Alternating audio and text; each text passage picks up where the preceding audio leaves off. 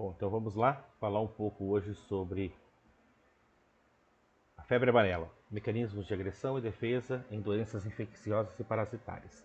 Então, quando a gente fala de febre amarela, a gente não pode esquecer que é uma doença, né, que a princípio ela está controlada, mas tivemos alguma surpresa nos últimos anos, né, principalmente na região ali de Brumadinho, perto do Rio de Janeiro, Minas, Rio de Janeiro, essa região onde teve esse incidente anos passados. Mas vamos começar aqui.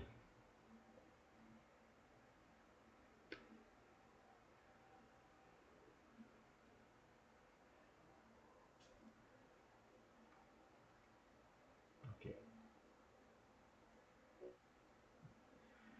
Bom, o nosso mundo, né, ele está interligado.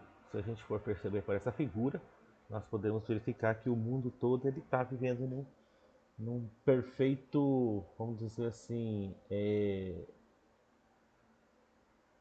conectividade entre as cidades. Antigamente era muito mais difícil as locomoções. Hoje ela está tão mais simples que a gente pode detectar, né, como nessa figura que a gente demonstra aqui, o fluxo de pessoas entre os países, os continentes, ele está acelerado, vamos dizer assim. É muito acesso de informação. O que uma criança hoje de 10 anos tem acesso a tamanha informação pela rede da internet, a gente pode perceber que um adulto, talvez lá em 1930, não teria nem metade desse conhecimento que uma criança de 10 anos está tendo acesso hoje em dia com as redes sociais e toda essa locomoção no mundo todo. Mas vamos lá. Algumas datas, né, num cronograma, numa linha cronológica: 1648, o primeiro registro epidemiológico de febre amarela em Yucatán, no México. Depois nós tivemos registros constantes de morte por febre amarela, persistindo aí 1762, 1793, 1802 e aí, né, nesse período de 1899 e 1901, o mosquito ele foi incriminado na transmissão, porque antigamente eles achavam até mesmo que poderia ser transmitido por uma bactéria. Era uma bactéria que estava transmitindo. Então muitas teorias, muitas hipóteses foram levantadas e somente, né, por volta de 1878 de que o mosquito era o responsável pela transmissão, né, de uma outra doença que é a filariose humana, serviu de apoio para Finlay, que foi esse pesquisador que testou a espécie Aedes aegypti, conhecida primeiro como Culex fasciatus, é o Aedes aegypti, né, ou Stegomyia fasciata, na transmissão da febre amarela.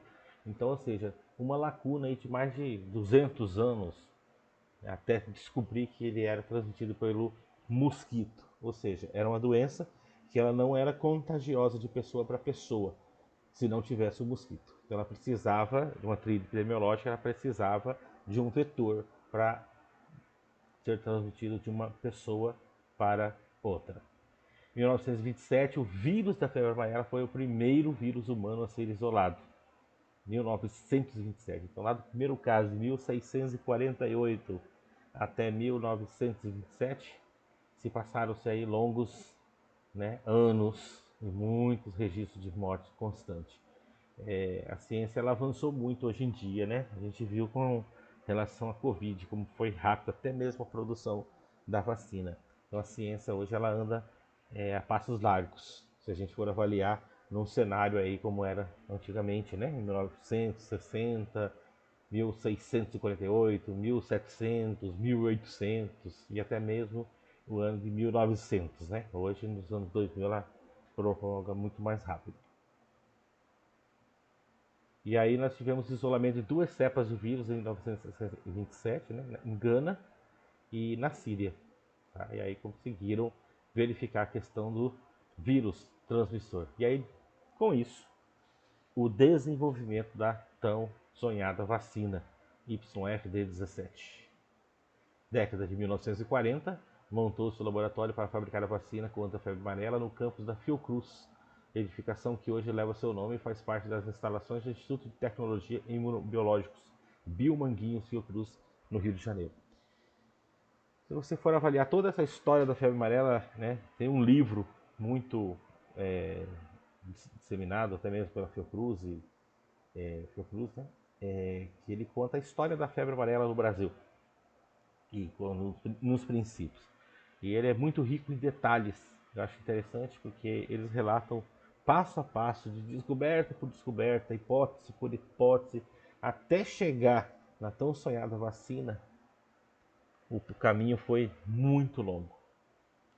E a liberação de duas variantes, né, da vacina da febre amarela, 17D, pela Organização Mundial da Saúde. É o YF17DD, YF17D 204. As duas variantes que começaram a ser circuladas. Né? No discurso que proferiu a receber o Prêmio Nobel de Medicina em 1951, Taylor se refere por 3 vezes em seu discurso, né, respeitosamente, às pesquisas de Henrique Pena, da Fiocruz do Rio, fato mais significativo ainda pela solenidade do momento. Ou seja, valorizou, né, ele colheu um fruto, mas ele reconheceu que precisou de outras pessoas ajudarem nesse percurso todo. Isso se chama humildade, né? Além de estar recebendo um prêmio Nobel, ele compartilhou aí, né, essa premiação. E aí tá Max Taylor. Febre amarela, né? Uma doença infecciosa febril aguda, é imunoprevenível, agente etiológico vírus da família Faviviridae, é uma arbovirose. E aí os transmissores, né? Nós temos, só um minutinho, nós temos aí o hemagogos e o sabetes, que são os principais transmissores da arbovirose silvestre, né? Dessa arbovirose, no caso, a febre amarela silvestre, e o nosso conhecido Aedes aegypti, que transmite a febre amarela urbana. Aí, exemplificando na figura, né, o ciclo silvestre e o ciclo urbano.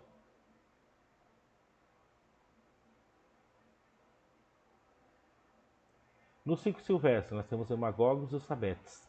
Né, eles estão principalmente ali nos primatas, naquela floresta. E aí, o homem, em contato com a natureza, né, com a proximidade das cidades hoje, com as áreas de matas, o homem entrou nesse circuito e aí ele se contaminou através da picada do próprio hemagogos, que estava, né, picou o macaco que estava com o vírus e o arbovírus acabou transmitindo para o homem. Arbovírus é porque ele precisa de um artrópode vetor. E aí o homem está num centro urbano, né, o ciclo urbano chamado, e aqui no centro urbano, né, nós não temos o hemagogos nem o sabetes, mas nós temos o Aedes aegypti, e ele consegue transmitir com muita eficiência na área urbana, né, se a pessoa estiver contaminada para outra pessoa. Tá? Aí nós temos duas fotos mostrando aqui a febre amarela, macacos às vezes encontrados mortos em florestas. Pode ter certeza que, principalmente se não tiver nenhum outro, vamos dizer, machucado ou ferimento, ele morreu possivelmente por uma febre amarela. E aí os reservatórios, né? Bom, falando um pouquinho do Aedes aegypti, para a gente conhecer um pouco da cidade, porque a gente precisa saber do controle dessa doença. O controle é a importante ferramenta que nós temos hoje. E a gente precisa conhecer essa ferramenta muito mais do que qualquer coisa. Então ele é um díptero da família Curicidae, subfamília Curicine, tribo Aedes. E as espécies Aedes aegypti e Aedes albopix pertencem ao gênero Stegomyia. No caso, o Aedes aegypti, ele é o principal vetor aí da febre amarela urbana. E aí as fases do mosquito, para a gente fazer esse controle. Como que se faz o controle? Eu preciso conhecer as fases. Então nós temos a fase de ovo, tá? E aqui é a essência, que é o período que ele consegue ficar por muitos dias, né, quando não tem contato com água, e ele permanece, né, por até 400 dias em média. E aí quando ele tem contato com a água, esses ovos eclodem. E aí eu tenho as larvas. Para falar um pouquinho das larvas, né, a larva do Aedes aegypti, ela é dotada de um exoesqueleto, tá? E à medida que ela cresce, elas são 4 fases larvais. L1, L2, L3, L4. À medida que ela vai crescendo, ela vai trocando o seu exoesqueleto, processo de equidise, né? E aí ele vai fazendo as trocas e aumentando, né, crescendo em tamanho. E aí ele vai se transformar numa pulpa. Nessa fase, o que é interessante a gente falar é que é uma fase que ele não se alimenta mais. Ele já tem reserva suficiente para daqui ele se transformar num indivíduo adulto, que é a espécie alada. E aí ele sai apto para iniciar o novo ciclo, né, de transição. E aí aqui a distribuição, né, prevista do Aedes aegypti, probabilidade de ocorrência 0 em azul e a 1 em vermelho, né, de 0 a 1, uma escala, né, estatística, e adaptado de Kremer, colaborador 2015. Então nós verificamos aqui que é a região dos trópicos, toda essa região tem a presença e distribuição do Aedes aegypti. E nós temos que, né, fatores que vão contribuir para essa emergência e reemergência dos arbovírus. Nós temos a modificação dos ecossistemas. É o que nós podemos verificar recentemente quando teve lá em Brumadinho o rompimento da represa. Então, os animais eles foram, vamos dizer assim, expulsos para uma região mais longe, provavelmente próximas às cidades, né, para escaparem daquela situação. E aí o que acontece? Os animais indo para mais próximo da cidade, os animais estão levando consigo os insetos junto, aí o caso o Sabetes, ou o Hemagogos, e aí o ciclo da transmissão está na natureza, ciclo silvestre. Aí chegou próximo das cidades, o homem estaria muito mais próximo, então ele pode entrar no ciclo dessa doença. E aí dentro da cidade ele entra no ciclo urbano, onde o Aedes aegypti pode estar transmitindo. E aí essa modificação do sistema foi essa alteração que foi feita toda naquela região, né? Então algo que estava praticamente silenciado durante muito tempo, acabou tendo uma grande repercussão, e aí muitos casos ali positivos, e as pessoas se assustaram, né? Porque anteriormente não era uma zona endêmica da doença, e aí de repente ela se tornou, né, um surto ali de febre amarela. Crescimento urbano desordenado, é difícil você efetuar um controle efetivo no Aedes aegypti devido ao crescimento urbano desorganizado. Como vai formando um bairro? O certo seria aprovar primeiro numa Câmara Municipal o projeto deveria estar dotado de toda a infraestrutura, saneamento básico e tudo mais, né? Mas a gente sabe que muitas vezes, na maioria das vezes, não acontece isso. Então o bairro surgem loteamentos, surgem, né, invasões, e aí viram-se bairros. E aí a gente percebe que está tudo sem uma organização previamente feita de infraestrutura. Então aí o Aedes aegypti ele se adapta muito bem a esses ambientes urbanos e ele consegue proliferar muito mais rápido nessas áreas. Alterações climáticas, movimentos voluntários por trabalho, lazer. As pessoas vão pescar, vão caçar, vão fazer caminhadas, trilhas ecológicas e entram em contato com a natureza. Elas viram alvo, entram dentro do ciclo da doença no ambiente silvestre. Movimentos involuntários, desastres ou refugiados. E globalização, é a rápida comunicação no mundo todo. E a arboviroses urbanas e a preocupação em saúde pública é um grande problema em saúde pública mundial. Tá? Não é só um problema do Brasil, é do mundo todo. E o termo arbovírus, né, é porque ela precisa de um artrópode vetor para transmitir essa doença. E os controles que nós temos para efetuar do Aedes aegypti é o controle mecânico, que é aquele controle que é feito muitas vezes pelo agente de endemias e o agente comunitário de saúde, orientação.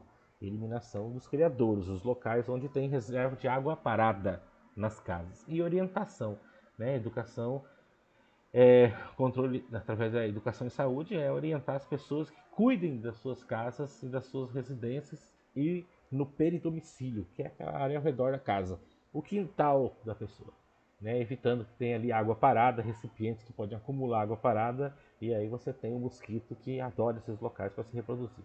O biológico, nós temos os BTIs, que são os bacilos thuringiensis israelenses, são bactérias entomopatogênicas, e os esporos representam cristais tóxicos às larvas de culicídeos.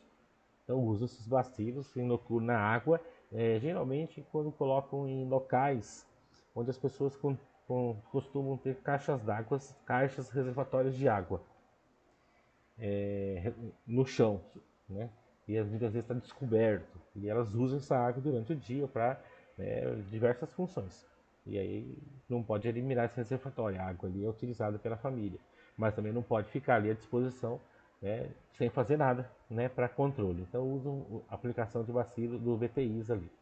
Químicos, inseticidas, podem ser neurotóxicos e reguladores de desenvolvimento, IGRs, que aceleram o crescimento dele e aí ele cresce de forma desorganizada, principalmente nas larvas, e aí ela causa deformação. Aqui, né, é importante ver os mecanismos dos neurotóxicos que agem no sistema nervoso mesmo do inseto, tá? E aí nós temos essa representação de dois neurônios com indicação das classes de inseticidas neurotóxicos que atuam na transmissão, né, de organofosforados, organoclorados e piretroides e na transmissão sináptica, carbamatos e organofosforados em Aedes aegypti. Então aqui nós temos os carbamatos e os receptores de acetilcolina nicotínica, né? E nós temos os organofosforados que vão inibir a acetilcolinesterase. Esses, quando agem na fenda sináptica, o que eles acontecem? A fenda, o impulso ele passa em intervalo, passa em intervalo. Ele evita de não haver o intervalo, então há uma hiperexcitabilidade e ele morre. E nós temos os piretroides e organoclorados, né? Os que mais utilizam são os piretroides, principalmente aquele Baygon, SBP, que você compra no supermercado, que são os aerosóis. A maior parte é a base de piretroide. Ele vai afetar no canal de sódio, é ali que ele vai atuar. Também fazendo o mesmo papel, né? Permitindo, o canal de sódio ele abre e fecha. E aí o que vai acontecer? Ele vai manter aberto. E aí o impulso ele passa e aí não tem interrupção. O mosquito ele morre por hiperexcitabilidade também. O Aedes, né, passou a ter importância em ações institucionais destinadas ao controle da transmissão da febre amarela urbana na primeira metade do século XX, quando em 1940 criou-se no Brasil o Serviço Nacional de Febre Amarela, começou a ser exercido por sanitaristas brasileiros. Em 55 o Aedes aegypti foi erradicado, né, através de uma iniciativa da OPAS, OMS, com o inseticida o DDT. Mas o DDT ele tinha muito efeito residual no solo, tóxico, né, e nocivo à saúde humana. Então ele foi impedido, hoje ele não é permitido que se utilize no Brasil. Mas em 1970 deu a reentrada desse Aedes aegypti no Brasil de novo, e aí hoje não se fala mais em erradicação, se fala em controle. Em 56 foi criado o Departamento Nacional de Endemias Rurais. Em 1969 a Superintendência de Campanha de Saúde Pública, SUCAM, assumiu ações de controle. Esse das endemias rurais é principalmente da febre amarela. Tá? Em 90 foi a fundação da FUNASA. Em 99 o programa de monitoramento de resistência a inseticidas. Interessante, né? Resistência a inseticidas. Começou, né, a avançar um pouco mais nas pesquisas e já começou a trabalhar a questão de resistência também seletiva. Em 2018, o Ministério da Saúde realizou, né, um ensaio em todo o Brasil. Participamos aqui em Boa Vista, em Rorainópolis também de ensaios. E essa resistência, gente, elas podem, né, ocorrer em vários tipos. Por exemplo, a industrialização, urbanização, poluentes, inseticidas domésticos, né, agricultura com agroquímicos, inseticidas na agricultura também.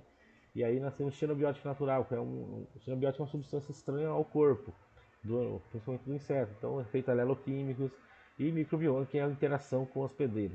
E aí nós temos os tipos de resistência que tem nos mosquitos. Mutação sítio-alvo, né, onde atua o piretroide, e desintoxificação, né, é o metabolismo do citocromo, P450, e modificação de cutícula, que é a espessura da cutícula do exoesqueleto do inseto, que ela se torna mais espessa, impedindo com que o inseticida seja absorvido.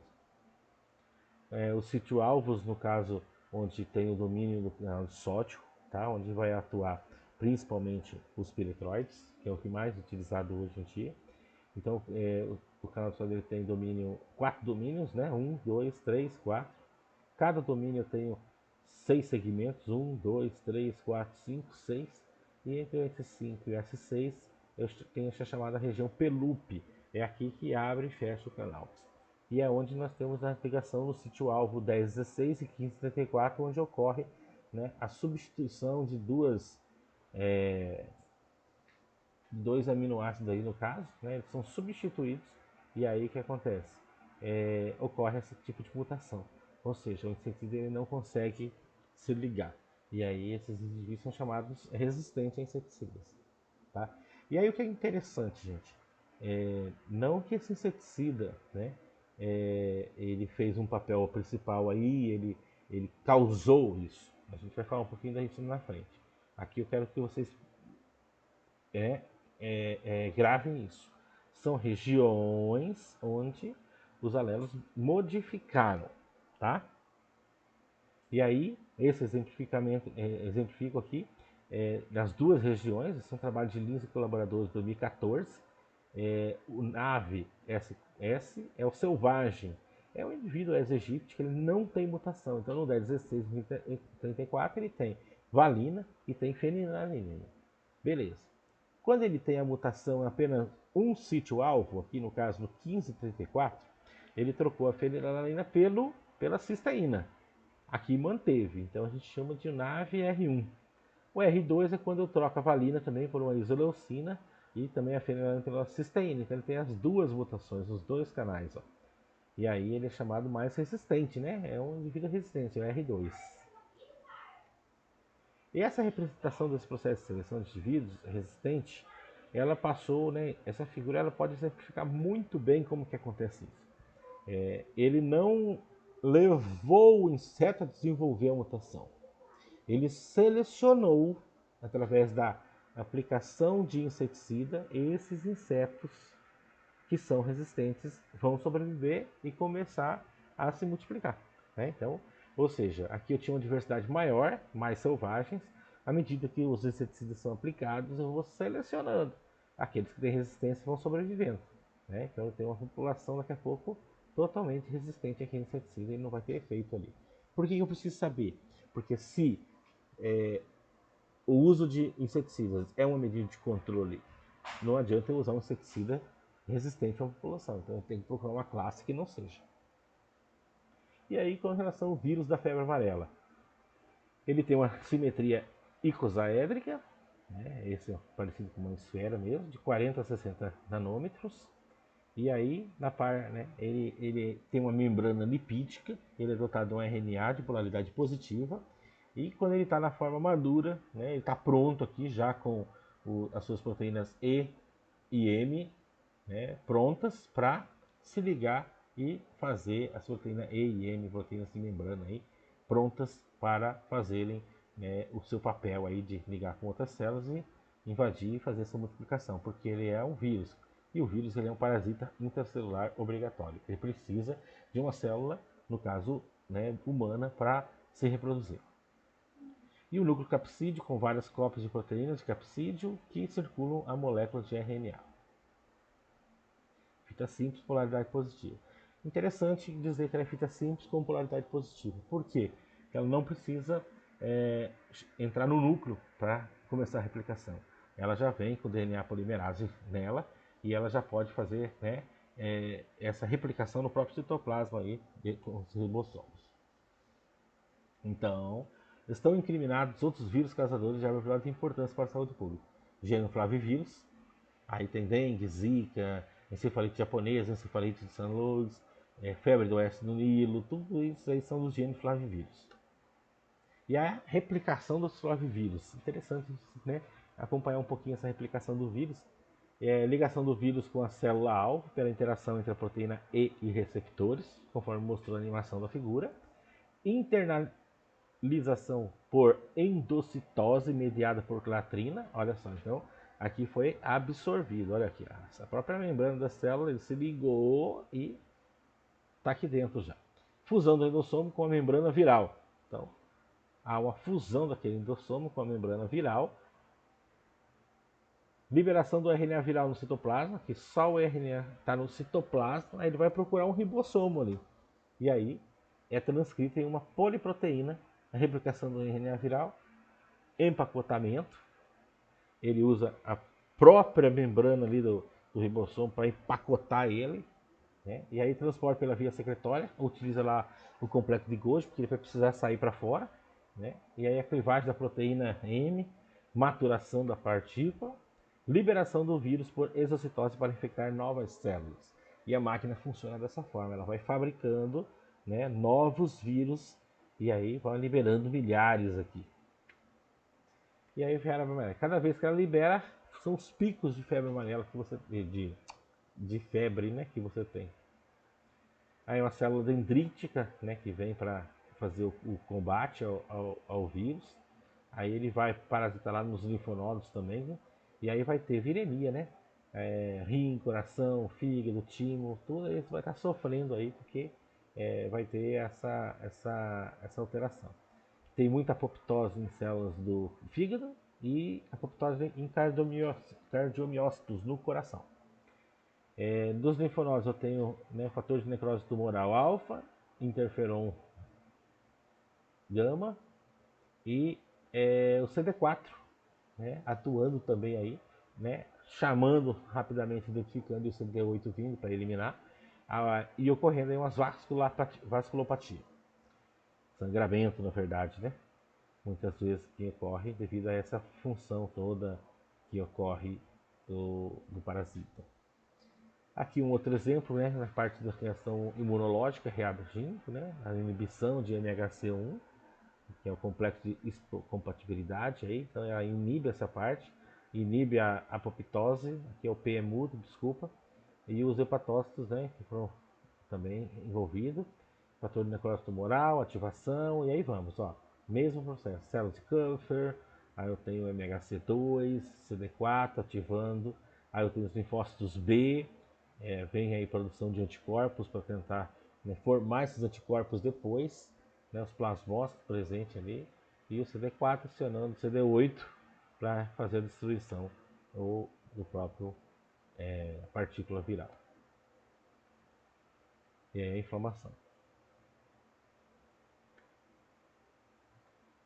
Bom, aqui é um período, né? Esse gráfico ele coloca a magnitude aí dos períodos em dias.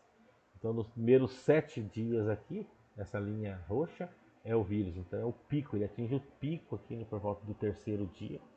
É o pico da virose, né? No caso da febre amarela.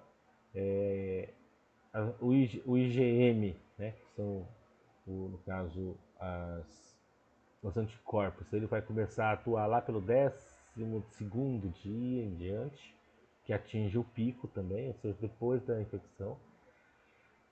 Nós temos, caminhando juntamente com o vírus, a imunidade inata, respondendo no mesmo padrão aqui, que a gente pode ver, né? Mesmo padrão.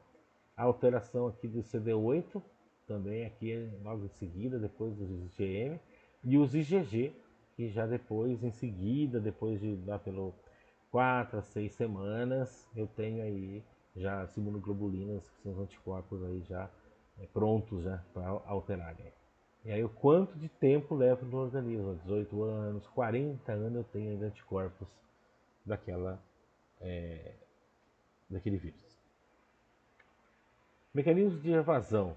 Componentes da saliva dos mosquitos podem atuar como fatores imunomodulatórios, que é a cialoquinina 1. Aumento da infecção dependente de anticorpos, como a gente viu na figura anteriormente. E variação antigênica de proteína E é um mecanismo eficiente de evasão imune humoral. Essa proteína E está rica em vários vírus, né? A gente vê essa variação dessa antigênica dessa proteína E. Essa também é uma linha do tempo, né? Onde a gente pode ver aí até, a gente já demonstrou lá no início, que é só para recapitular e chamar a atenção num período de 1648 até 1951, esses, né, mais de 300, 400 anos aí que passou para ter uma vacina. Eventos adversos graves, precauções e contraindicações para a administração da vacina. Idade, então, né, e gravidez, imunossupressão ou hipersensibilidade, no caso ao ovo. Por que do ovo, gente? Porque ele é utilizado na produção da vacina. Tá? Vírus da vacina, ele tem mutação, Então tem que estar sempre, todo vírus tem, então tem que estar sempre fazendo esses estudos de monitoramento. Dose de vírus, né? Hipótese, altas doses, vai acabar selecionando indivíduos. Viremia, persistência do vírus da vacina por um longo período após a vacinação. E influência da imunidade heteróloga. O que é heteróloga? É um fenômeno imunológico pelo qual a exposição a alguns organismos ou vacinas pode alterar profundamente a resposta do hospedeiro à exposição subsequente a organismos ou vacinas não relacionados. E as viremias, presença do vírus no sangue. Tá? Nessas viremias aí, demonstrado no caso, o indivíduo soro positivo para dengue.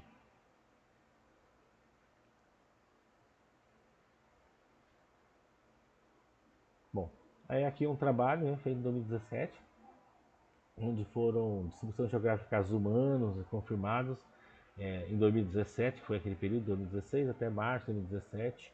Então a região aí onde não, casos confirmados e casos ainda em investigação, então onde concentrou muito nessa região aí, centro-sul. E lembrou que desde 42 o Brasil não tem surto de febre amarela urbana. Não tinha até 2017, né? Mas foi assim algo bem um fato isolado, né? Devido àquela transformação que teve ali do rompimento possivelmente, né? O pessoal, os pesquisadores alertam pelo esse movimento. E o atual surto de febre amarela silvestre no país é a maior das últimas 3 décadas em termos de circulação do vírus, mas não quanto à extensão geográfica e incidência de casos. O mais importante e urgente medida de saúde pública nesse momento é cercar e controlar a doença onde ela se apresente, principalmente com a vacinação. Foi o que foi feito, né? Rápidas campanhas ali, não tinha até vacina para todo mundo naquela região, até porque não era algo, endêmico, mas rapidamente o Brasil começou a distribuir e aí já produzir também mais e aí já conseguiu controlar. Esse é um livro, né, que muito interessante, que fala a história da febre amarela no Brasil. Ele conta rico em detalhes. É um livro que vale a pena ler, porque você consegue entender toda a história da doença, desde lá de 1600, né, e meados de 80, até 1950, onde teve as vacinações. Muito obrigado.